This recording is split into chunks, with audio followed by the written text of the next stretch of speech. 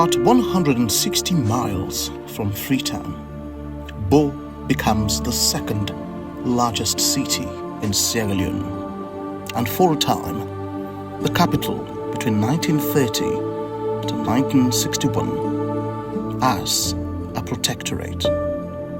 Today, the city now has well over 223,000 residents, according to statistics from the 2021 midterm census. But this is far from an expository documentary. The CRC is still on. It's 20 years now, since 2013. A lot of people are still calling. The noise is ever louder. But do you think we need a CRC in Sierra Leone at all? Well, yes. So given the fact that there have been reforms in the judiciary, and of course, the country as a whole, we are evolving also as a nation. We have new laws right now. Crime rate continues to increase. There is a need for us to review our constitution. And from 1931 to now, a lot of things have happened along the way. So there is a growing need for us to review some aspect of our constitution. As time marches on, with science and technology lighting the path like twin lanterns in deepening forest, so too must civility walk in step, refining itself, reforming its shape. Laws like old garments worn by a growing child must be altered or replaced to fit the present day. But time, like a departing train, waits for no one. To Abu Abu, not his real name, true justice in Bo is as rare as a rain in a drought. Yet he believes that even a long overdue constitutional review could serve as the compass to guide his fractured homeland back towards legal balance and institutional pace. You're a lawyer in the courts, and you would know better. A lot of people are calling for the executive powers in the Constitution to be quelled, to be reduced. Are you of the opinion? Do you support it? Well, partially I support, yes, because power corrupts and absolute power corrupts absolutely. So if the president wields enormous powers, then there's likelihood for him to be corrupt. So, some areas of the law, some provisions of the law, which are called the president's enormous powers, if there is a way out, then it could be subject to amendment. Yet, beneath the surface, the delays in the review process stir darker uncertainties. In Bo, where Peter, a seasoned civil rights advocate, has long raised his voice, he now fears that the people's cries were not merely ignored, but, to him, buried. To him, he feels as though the review became a stage with the microphones caught and the audience gagged before they could even speak. Thank you very much indeed for agreeing to this interview. Thank you. How knowledgeable would you say you are about the work of the judiciary generally? I'm always visiting the courts, generally, and looking at cases starting from the police when they are criminal in nature, or when they are civil direct summoning into court. So I think I have a vast knowledge around the processes carried along in the courts and generally around the judiciary.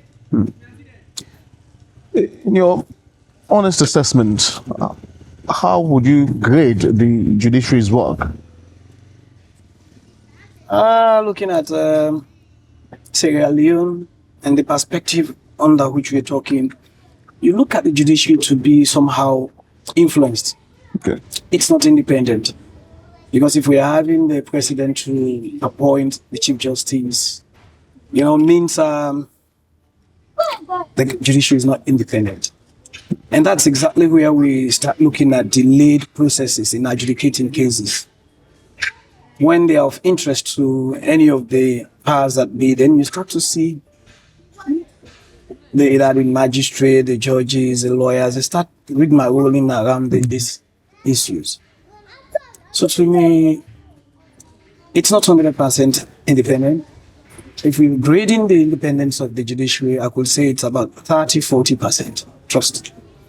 Right. I'm happy you touched on, independence of the judiciary and the president appointing judges. Let's talk about that briefly. There is something called the CRC, Constitutional Review, Committee, and its work in Sierra Leone. How knowledgeable are you about the CRC process generally? I was also part of the CRC because when it was launched in 2013, I can remember the 30th of June somehow, by the then President Obama, we expected that we would have completed these things since. And delay in such will not help the country. That's the reason we are having the how do we call it, the electoral justice and the rest of it, because people do not really believe in the institutions. If we had got a very strong constitution speaking to issues, then we'll have solved most of our problems. Because if we have reformed institutions doing what they're supposed to do, not dictated to, not being influenced, then. But the delay, it's 22 years down the line, since 2013 to date.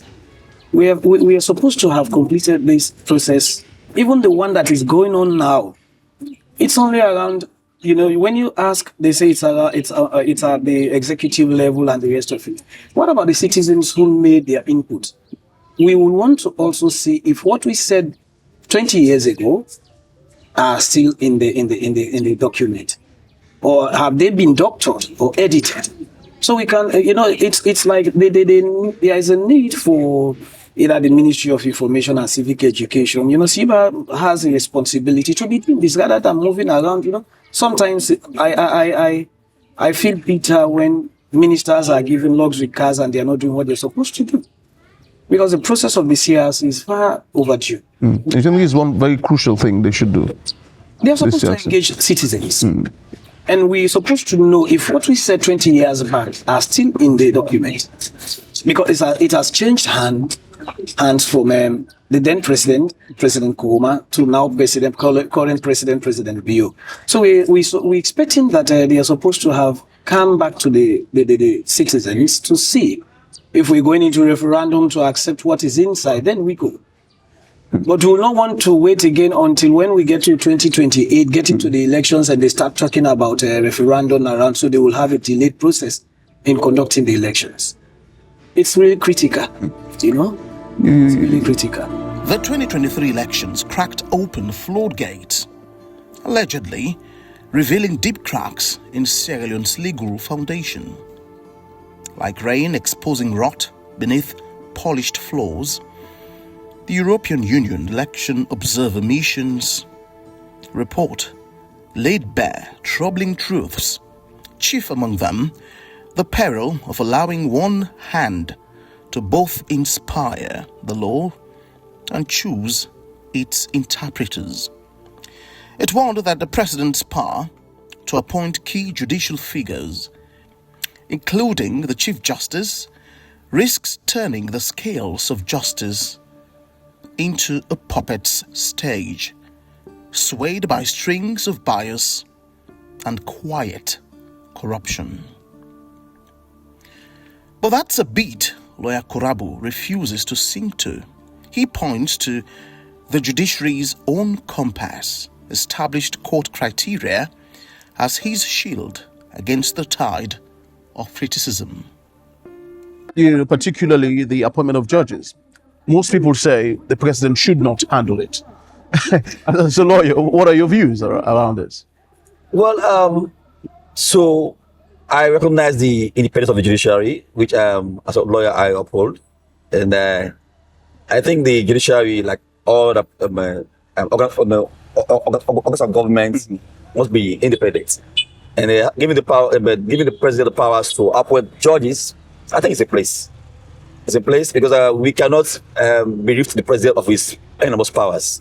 All right, the appointment of judges must be the sole prerogative of the president, but with caution. Should it only be that way? What if the coins were flipped? Well, Would it work? like I say, we are a country of laws. We are governed by laws. So first, as a lawyer, we have what to call in law standing. All right. To become a Supreme Court judge, you must have informed them a post call to present date. You must have attained more than 15 years. All right. 15 years upwards to 20. You must, if you've attained that period as a barrister from court to bar to present date, then you are eligible to become a Supreme Court judge. So same applies to appeals court.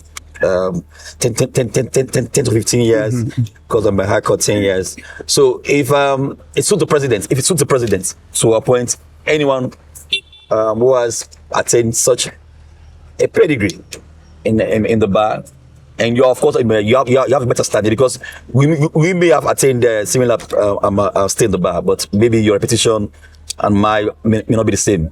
So it places the president to appoint, subject to many other considerations. Your reputation, your performance as an individual, maybe the way you carry yourself. If along the way you've brought disrepute to the profession, you cannot be appointed as a judge if you've carried yourself or bad. All right. It's indeed a compelling argument, although Peter does not buy the ticket. To him, such an arrangement is a loaded dice game where fairness stands no chance. He likens it to handling the chef the keys to the pantry, the recipe, and the power to dismiss the health inspector. In his view, the president wields more power than any one man should need to govern, an oversized cloak that risks hiding corruption in its edges. You talked about, the appointment of judges. Let's circle back there. Right. One crucial area that a lot of people have said needs review is the executive powers of the president. That particular section of the Constitution, a lot of people say the president wields too much power and it needs to be quelled. Do you agree? Yeah, it's not only executive, I said it's supreme executive authority. And it's only God that is supreme. No man is supreme. Taking it, you look at the chapter 5, part 1, the executive, which speaks around the presidency and the authority of the presidency. He is a phantom of honor. He is the commander-in-chief. He has all these authorities, put on him, bestowed upon him. So he does what he wants to. He hires and fires at his will. You understand? And before we even when we did the recommendation as a part of the board district recommendation, we looked at ECOSOC rights, the economic, social, and cultural rights. We want to start holding our government accountable for not doing what they're supposed to do. Look at we have the free quality. They call it free quality education. It's just a policy. So if another government comes in and says we are not going to go along, you not hold them accountable. Right to health, you understand, the free health care, initiated during the UNESCO era. As at now, you look at it, it's just like lip service to the whole process. So we want to see where he has the executive power, the supreme executive. Let us reduce part of that. So he cannot be one appointing the commissioner, or how do we call it, the IG of the police. You understand? It should be this whole responsibility of the police themselves. They can now look out of their fold and see if they have a civilian that can perform better in administration. And they say, okay, come be our commissioner or the IG. But when the president appoints, he's going to appoint somebody who takes orders from him. The same goes to the judiciary. They appoint people they know that can listen to what they say. So we are having a whole lot of problems in the judiciary, in the police, along the line of the justice chain. You understand? Coming from how do we call it, the police, going to the courts. You see a semblance of complacency. For example, if there's a case in the police are investigating, one day you go, they say the thing is at the table of the state council. When you inquire from the state council, the document is not there. So you start it's like a pendulum. You go one to one corner and the next, until you get tired and you stop. when it goes to court, you have the lawyers. The one big problem is I look at the lawyers as being it's a degree, it's a profession, and nothing different. Just like a teacher, just like a mechanic. You understand? A doctor. So they make their own. So it's like a taboo. You don't speak around when the lawyers speak. No. We should also educate our people that these are just persons representing people in a constituted system. But if you start to look at the lawyer when you want to speak, they say, "I am a lawyer." Don't you know I'm a lawyer? Yeah, you are a lawyer. It's a profession. So somebody else could say, "I am a doctor." If you get to the hospital, to threaten you around talking about how do we call it the profession. Talking about big jargons around the medicines and the rest. So we are really looking at the powers of the president to be reduced. Okay. He is not supposed to be appointing the auditor general. You understand? We all saw it. Pierce, is it Pierce? The lady? Taylor Pierce. You understand? He's not supposed to be appointing the Chief Justice. Let it be the sole responsibility of the judiciary. They have landed guys there. So they can now see if they want to entrust the power to a single person to represent them or to lead them. That would be a very good one. After the 2023 elections, there was a huge noise in Sierra Leone. The main opposition, APC, didn't fully accept the result. The result, yeah. Which led to the Bintumani Peace Conference, and then the tripartite recommendations were born. Yeah. What's your idea generally about electoral justice tied to the tripartite recommendations? It's a bit funny, Politicians are always playing the games they used to play. Going back to the 80s when we had this Shaka Stephen jumping over to President Momo, and the NPRC coup. Let's look at the electoral processes during the APC era in the 80s, whilst they were using marbles and the rest of it. So it had been a problem until when we went through the 11 years brutal war and the TRC came up and did the recommendations for institutional review and the building up of some institutions that will look at integrity of persons serving in those offices. But to me, I could not understand much with the opposition party, the APC government party, because one, they were supposed to present documents. But again, they do not have trust in the judiciary. So if you ask, you get a perception around the country, you see that a whole lot of people lack confidence in the judiciary. And because they lack confidence in the judiciary, most people will say, we better go to ECOWAS, to the ICJ and the rest of it all.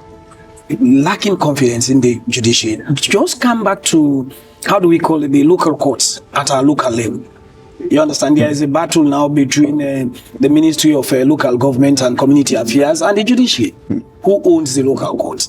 But you're saying a court, they adjudicate cases. And we have not seen the local government being a point of adjudication. It's the court that adjudicates. They hear people, they speak, and they pass, verdict. So it's like starting from the local level, the thing is so messed up that you don't even understand what is happening. You go to court, they keep on adjourning until the man or the person, the plaintiff gets tired and he or she stops coming.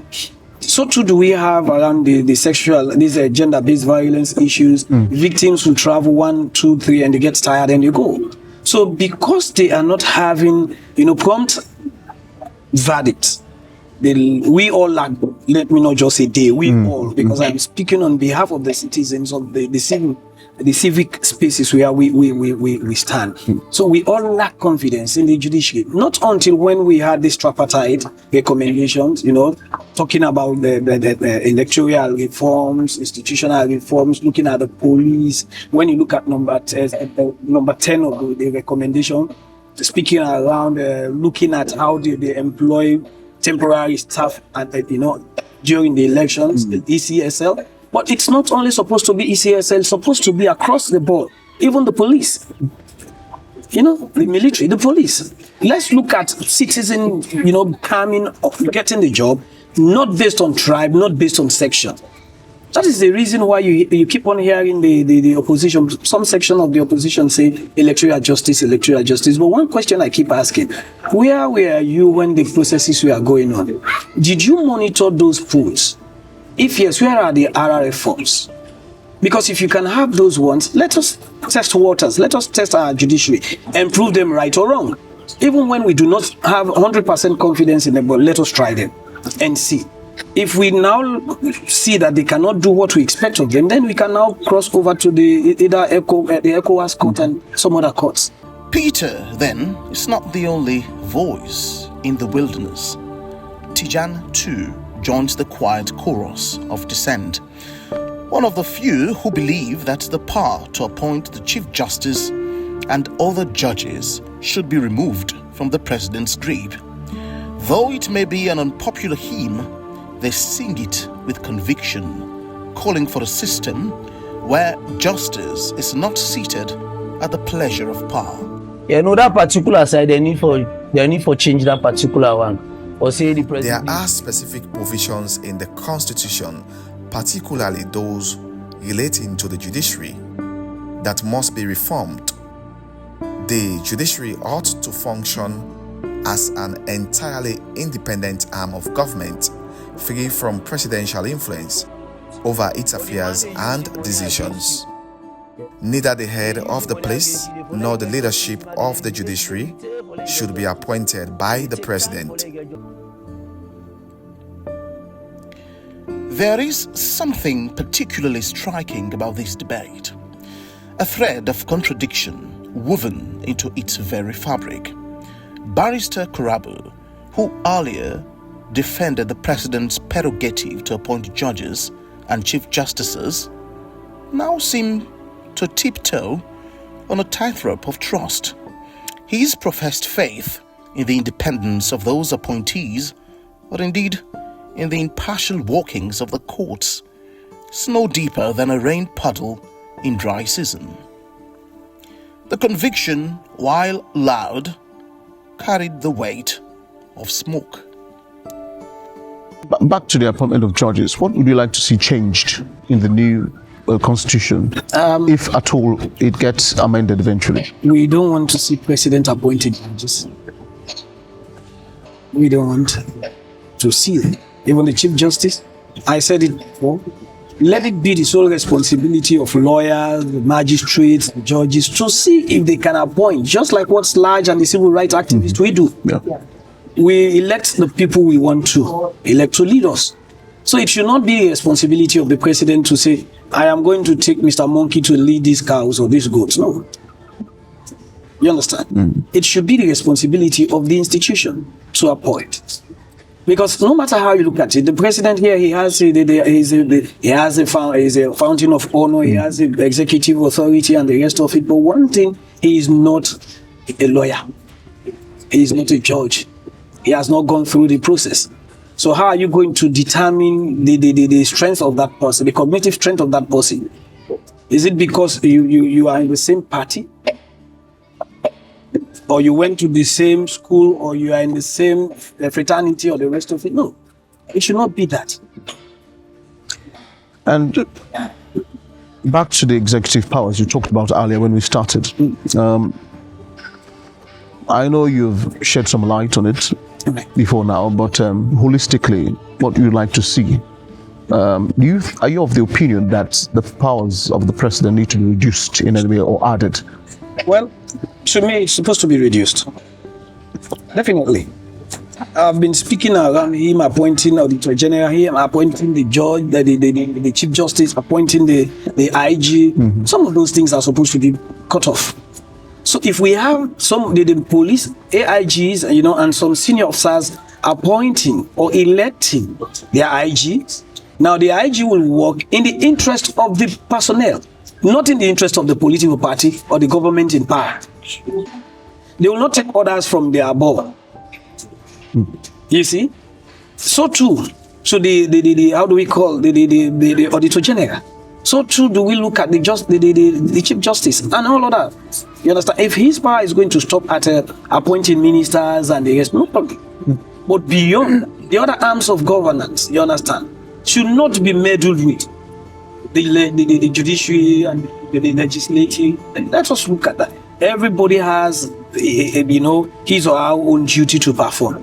So let them perform within their own constituent strengths. Public sentiment remains a bag of mixed reactions. While some believe the Constitutional Review Committee, CRC, is still active and functioning, others, like Kawanatu, see it as a stalled engine that has failed spectacularly to deliver within a reasonable time frame.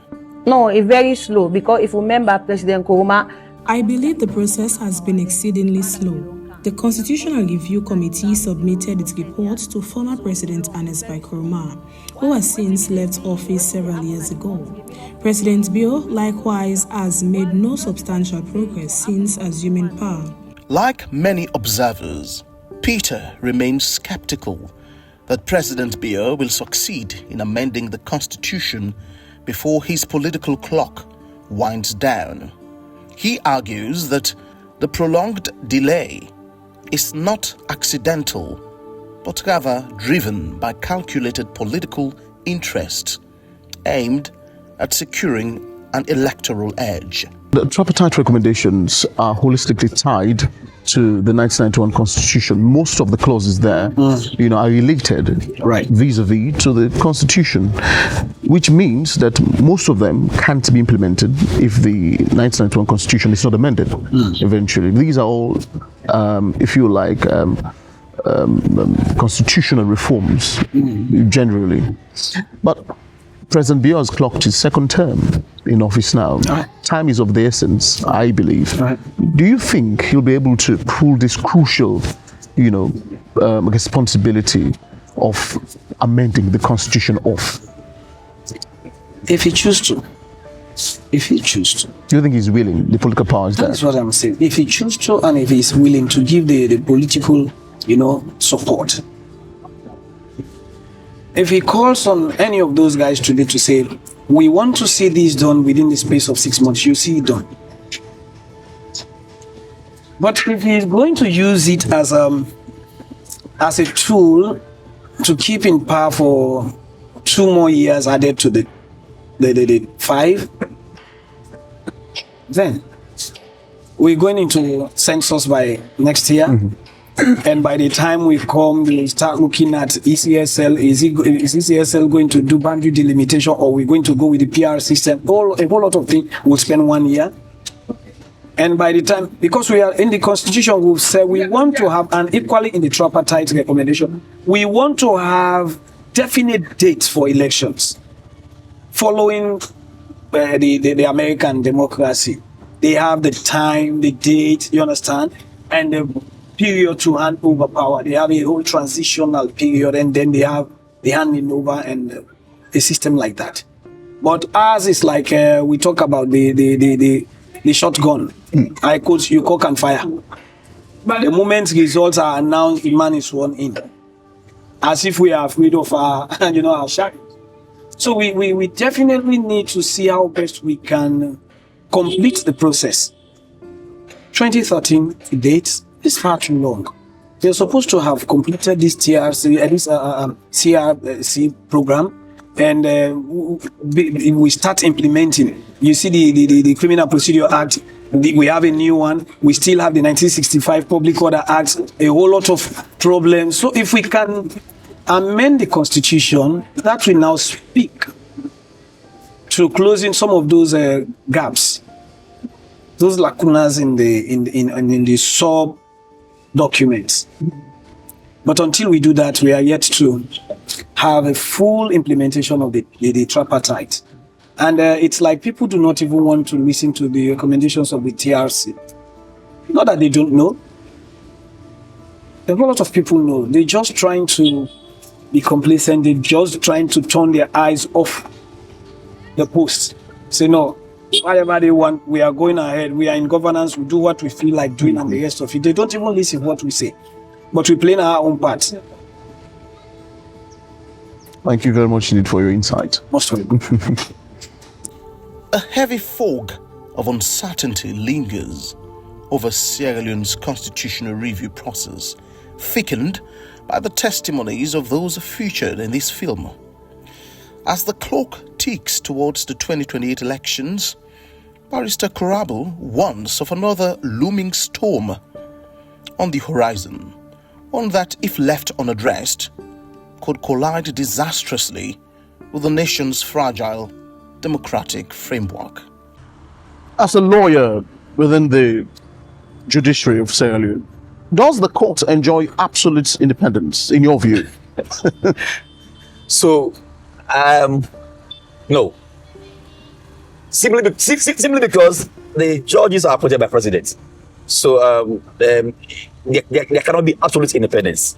All right. The fact remains, somebody is appointed by the president. So, no, there cannot be independence. But the judiciary is striving towards maintaining and upholding the independence, which they should be seen doing. What would you like to be changed most in the constitution if it were amended? So one, we have the issue of citizenship. We have people who've been here for quite a number of years. Some who have been given back to, although they are from other countries. So let's say for the Lebanese, all right. But their position, their position is very unique. They have been given back to in this country, so you cannot deprive them the right to vote and be voted for. At least, as long as you are born in this country, all right, you are given back to in this country, and you should be given the leeway to contest if you choose to. You know, the time is ticking. We are slowly approaching our next general elections. A lot of people are saying that it could be impossible for President Bill to amend the constitution. Do you think time is enough to do this? Well, it's because the president, if it seems fit to do it, because they must have to go through a referendum. But some areas in the constitution which may not be amended just by any way, which has to go through referendum. So if he has enough time, if we have the luxury of time, then maybe he can. You think the willingness is there politically? I can't speak for the president. I can't speak for him. He has a capable mouth to speak for him. But if you think it's important for us to at least review the constitution, then. But ultimately, I would say there's a need for us to review our constitution. Imagine from 1991 to present days. All right, times have grown. Times have gone past. We are now living in a unique world. The world moves daily.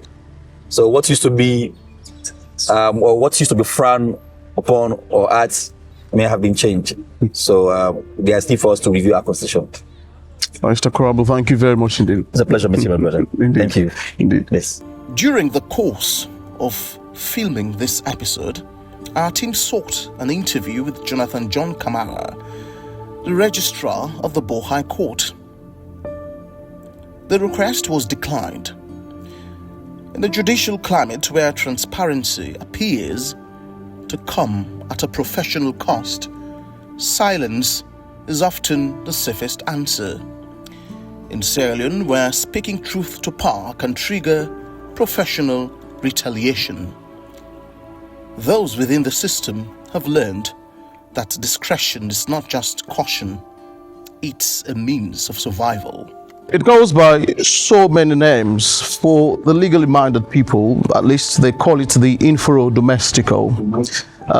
In other quarters, it's the 1991 Constitution of Sierra Leone. Whatever name you choose or elect to give it, it's our maiden law that regulates how people behave in Sierra Leone so that sanity will be stricken.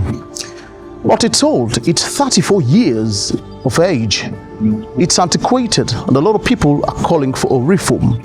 But there is a central message, at least a boomerang, across Sierra Leone, is that now more than ever, there needs to be a constitutional review, or if you like, in the legal terms, amendment in Sierra Leone.